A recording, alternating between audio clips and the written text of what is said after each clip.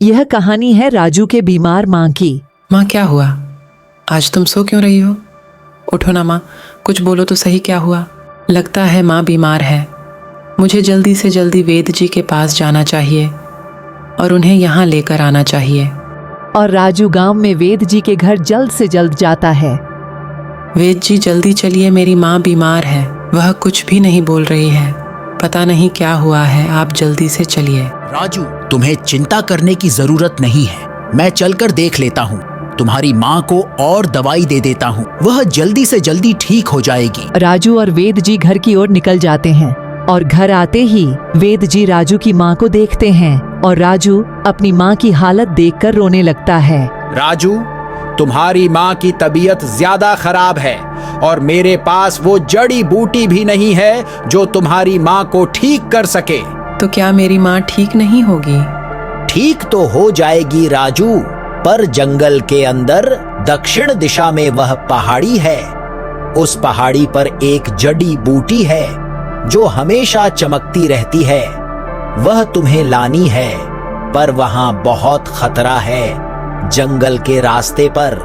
कैसा खतरा वेद जी? राजू, वहां जंगली जानवर, शैतान, चुड़ैल और डाकू भी हो सकते हैं।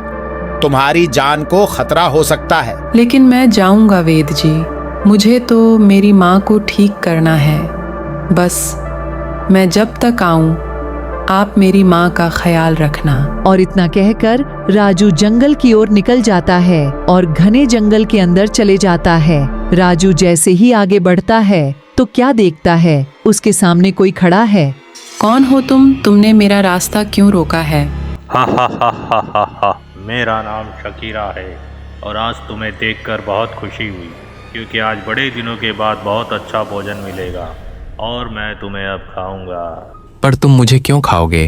क्योंकि इस जंगल के इलाके में खाने को कुछ भी नहीं है। देखो मेरी हालत क्या हो गई है, सूख कर कांटा हो चुका हूँ मैं तुम्हें अब खाऊंगा।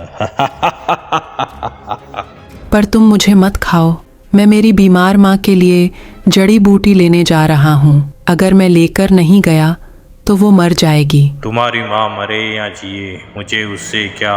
मुझे तो यहाँ कभी कभार कोई पक्षी मिल जाता है। मेरे डर के कारण सभी जंगल छोड़कर चले गए हैं।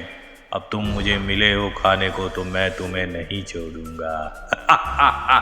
और राजू बहुत सोचता है कि अब इससे पीछा छुड़ाना होगा और कोई तो तरीका लगाना पड़ेगा। सुनो, अगर मैं तुम्हारे भोजन का रोज का प्रबंध कर दूं तो क्या तुम मुझे छोड़ दोगे?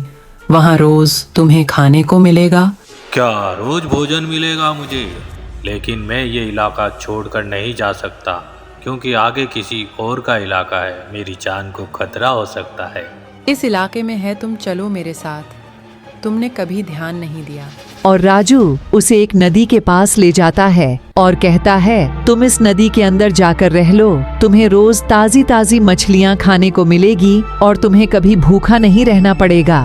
वाह बच्चे, ये तो मैंने कभी सोचा ही नहीं। तुमने तो मेरी खाने की समस्या ही हल कर दी। जाओ, मैं तुम्हें छोड़ता हूँ और मैं चलता हूँ नदी के अंदर। और इस तरह राजू जंगल के रास्ते आगे बढ़ जाता है पहाड़ी की तरफ। और कुछ घंटे चलने के बाद राजू का एक और खतरे से सामना होता है। अब राजू के सामने कोई और खड़ा होता है।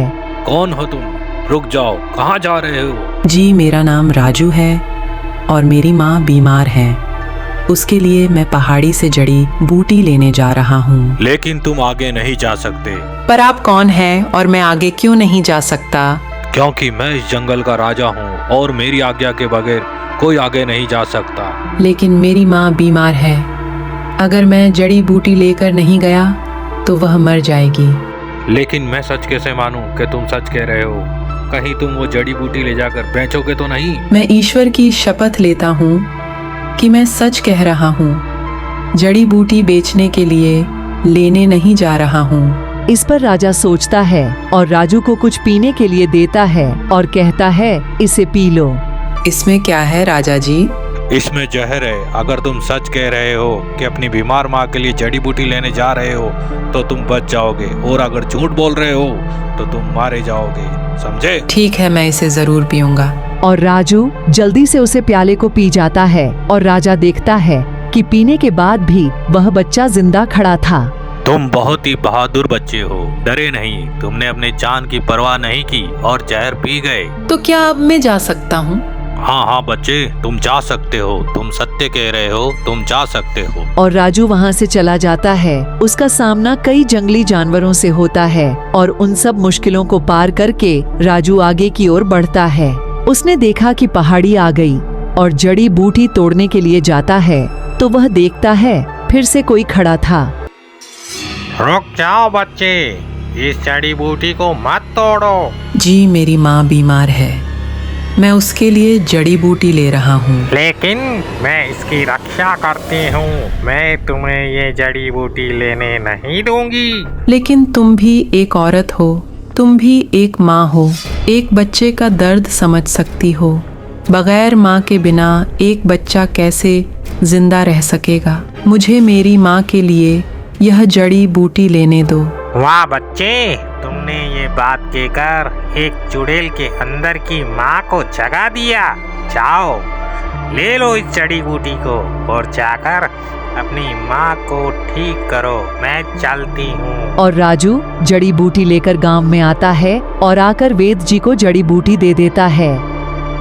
वाह राजू, तुम जड़ी बूटी लेकर आ गए, अभी मैं तुम्हारी माँ को ये दवाई बनाकर देता हूँ। वेद जी राजू की माँ को दवाई दे देते हैं और राजू की माँ ठीक होकर खड़ी हो जाती है और राजू को गले लगा लेती है और कहती है, वह बेटा हो तो तेरे जैसा कि तूने मेरे लिए अपनी जान की परवाह भी नहीं की।